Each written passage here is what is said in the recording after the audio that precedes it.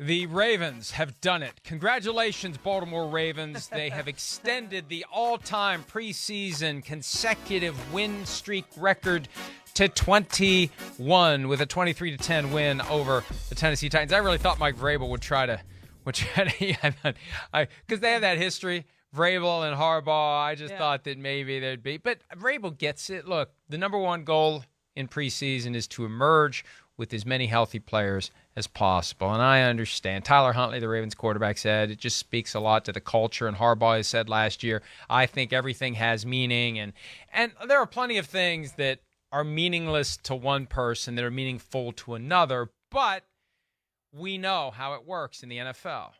After the preseason ends, it's like the standings weren't even there. They're just gone. The Lions were 4-0 in the preseason in 2008. Nobody cares. That didn't give them some sort of an asterisk or caveat to going 0-16. They were 0-16. That's all that mattered. The games don't matter. The Ravens have made them matter. The Ravens have taken some sort of pride in this. And this is the same team that took pride in consecutive 100-yard rushing games, keeping that streak alive, which created a lot of criticism last year from Vic Fangio and the Denver Broncos. So it means nothing to me. It is kind of weird that they care about it. And as long as they don't do something stupid like Rex Ryan did 9 years ago when he put Mark Sanchez back in the Snoopy Bowl against the Giants to try to win that game and Sanchez injured his shoulder. Unless and until Harbaugh does something stupid that undermines his ability to have a healthy football team for week one and beyond of the regular season, then I'm fine with them trying to win every game as long as they stick with their plan of who's going to play and they don't put guys at undue risk. And by the way, the record in the regular season is held by the Patriots, and it's 21 games. But it is kind of, I don't know, noteworthy, I guess is the word, that they haven't lost a preseason game since September of 2015. Kyle Hamilton, one of their players, is a freshman in high school the last time the Ravens lost in the preseason. So it's been a long, long time since this team has lost a preseason game.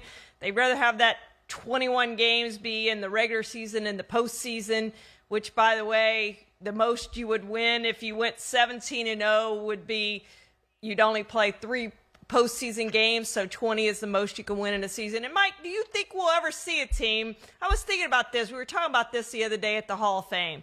Like, I think the 17th game rules out a team ever going undefeated in this league. I mean, it was hard to do. The Patriots obviously did it in the regular season a few years ago, but I think the 17th game just makes it impossible. Like, it'll never happen. Like, the Dolphins, before the season even starts, can pop that champagne, the 72 Dolphins, because I just don't think it's ever going to be done in the regular season.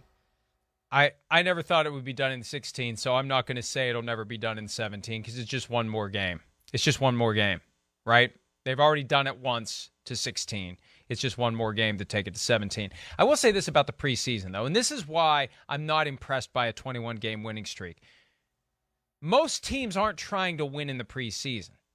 You're trying to win in the regular season.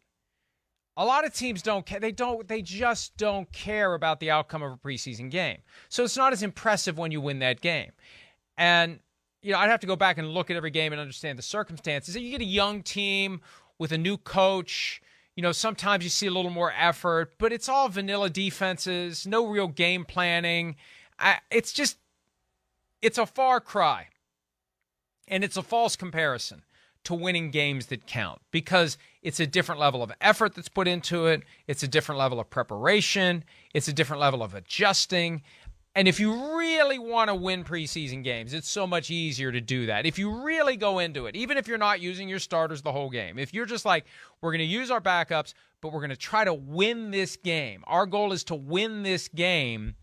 It's easier in the preseason, far easier than in the regular season. A win for the Ravens also included Tyler Huntley going 16 for 18 for 109 yards and a touchdown. So it sounds like a lot of short passes for Huntley, who started 4 games last year in place of Lamar Jackson. And, hey, Huntley's a guy that they need to be evaluating as a potential Lamar Jackson replacement, Charean, if they just never can get a long-term contract done with Jackson. And I personally don't believe they're going to get a deal done before week 1 with Jackson. He'll play this year. And I don't know, and I don't strongly believe that they're going to get one done with him in the offseason. I said earlier this week the only way I think it happens is if they make him a non-exclusive franchise tag recipient, another team signs him to an offer sheet, and the Ravens match it. That may be the only way they do a long-term deal. So Huntley's a guy that they have to be thinking about as their post-Lamar Jackson quarterback.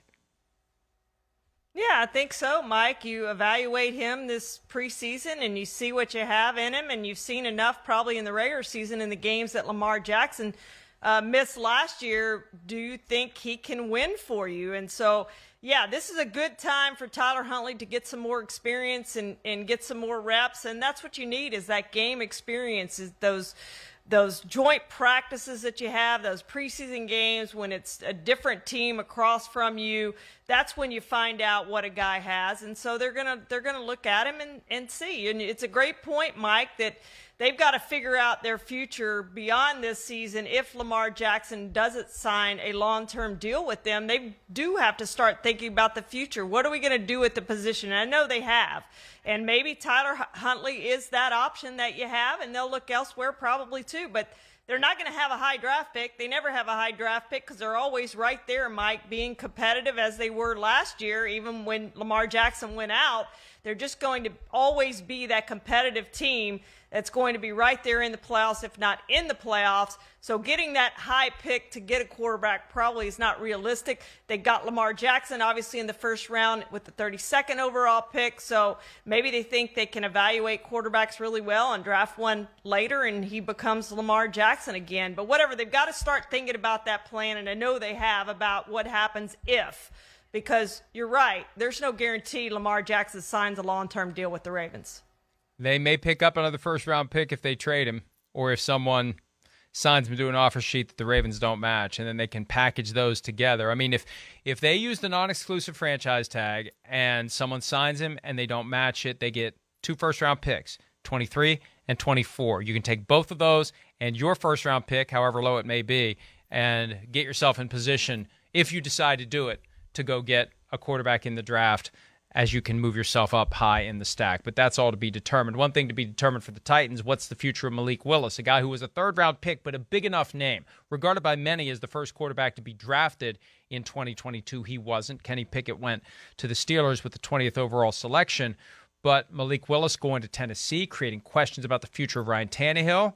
We got to see Malik Willis last night. Here is Coach Mike Vrabel on the performance of the rookie quarterback from Liberty. Yeah, I mean, it's different. It's a new experience, for all these guys. We got a lot of rookies on this team, and there's going to be a lot of guys that, will continue to develop and get better, and just want to make sure that they're competing each and every day, and they understand how difficult this league is, and, especially as a young quarterback, to step back in there with a live rush and, seeing coverage. And, that's why we have these preseason games. That's why I wanted to put out there. That's why I wanted to take the ball and, to put him in those situations. That's the only way that you can grow. And again, he kept some plays alive with his legs, and we just have to be able to combine some of that with making great decisions when guys are open and being decisive and accurate with the football. No, that's because I wanted Malik to throw the ball, and he wasn't, so I put Logan in.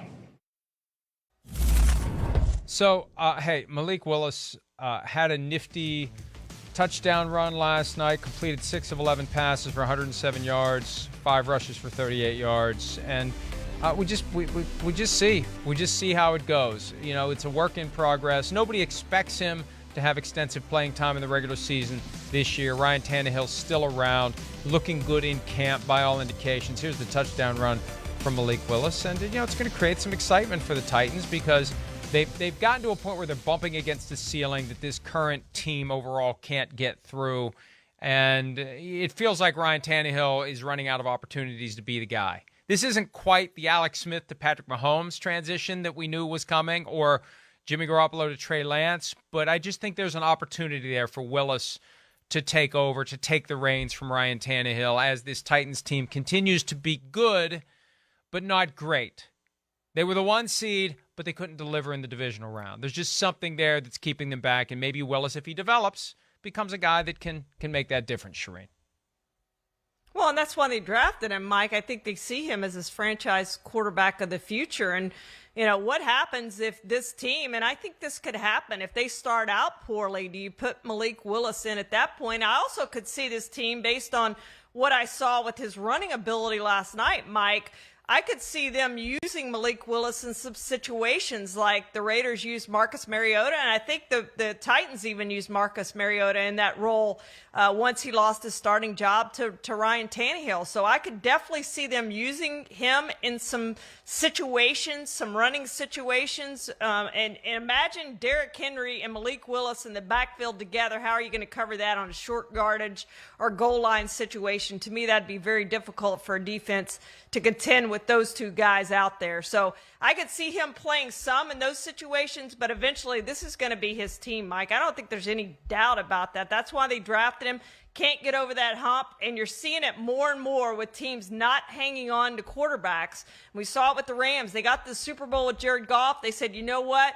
He's not good enough to win us a Super Bowl. We're going to move on, and that's what this feels like to me with the Titans. Ryan Tannehill's not good enough. He gets one more year to prove that he can be the guy to get us over the hump. If he's not, this is Malik Willis's team in 2023. How dare you slander a fellow Texas A&M? I know. Great. Hi, I'm Mike Tirico, and thanks for watching. Make sure to hit subscribe for the latest news and highlights from NBC Sports.